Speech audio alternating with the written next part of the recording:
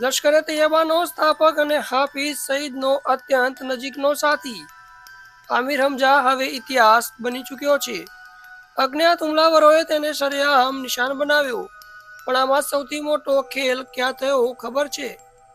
પાકિસ્તાની વડાપ્રધાન શહબાઝ શરીફ સાઉદીમાં છે અને સેના પ્રમુખ અસીમ મુનીર ઈરાનમાં.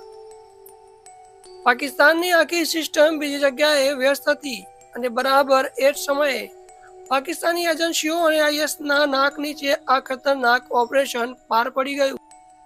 ઘણા લોકો પૂછે છે કે આમિર હમઝા જ કેમ? તો સાંભળો આની પાછળનું ઊંડું ગણિત. આ કોઈ સામાન્ય ગુનેગાર નહોતો. અમેરિકાના ટ્રેજરી વિભાગની મોસ્ટ વોન્ટેડ લિસ્ટમાં આનું નામ હતું. ભારત વિરુદ્ધ ષડયંત્રો રચવા, યુવાનોનું બ્રેન વોશ કરવું અને જેલમાં બંધ ગુનેગારોને છોડાવવા માટે ફંડિંગ લાવવું, આ બધું આમિર હમઝા કરતો હતો.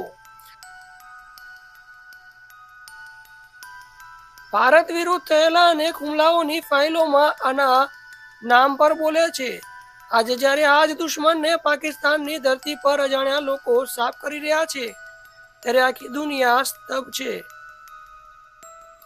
આ માત્ર એક ઘટના નથી, આ એક સુનિયોજિત પેટર્ન છે. 4 વર્ષ અને 25થી વધુ ટાર્ગેટ. કંદહાર હાઈજેકમાં સામેલ ઝહુર મિસ્ત્રી યાદ છે? ત્યાંથી આ અજ્ઞાત હુમલાવરોએ જે ઓપરેશન શરૂ કર્યું તે આજે આમિર હમઝા સુધી પહોંચી ગયું છે. હવે આ ઘટનાની સૌથી ચોંકાવનારી કડી સમજો.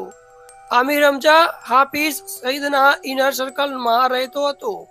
એટલે કે અજ્ઞાત હુમલાવરો ત્યાં પહોંચ્યા છે તે હવે હાફિઝ સૈયદના ઘરથી માત્ર થોડા જ ડગલા દૂર છે. આ લોકોનું નેટવર્ક એટલું ડીપ છે કે પાકિસ્તાનની આખી ફોજ એમને પકડી શકતી નથી. તો તમે શું વિચારો છો? આતંકવાદની આ ઊંડી ખીણમાં પડદા પાછળ હજુ કઈ કઈ રમતો રમાઈ રહી છે અને આગળનો ટાર્ગેટ કોણ હશે તે હવે જોવાનું રહેશે. તમે જોઈ રહ્યા છો DMNT ન્યૂઝ, દેશ પરદેશ.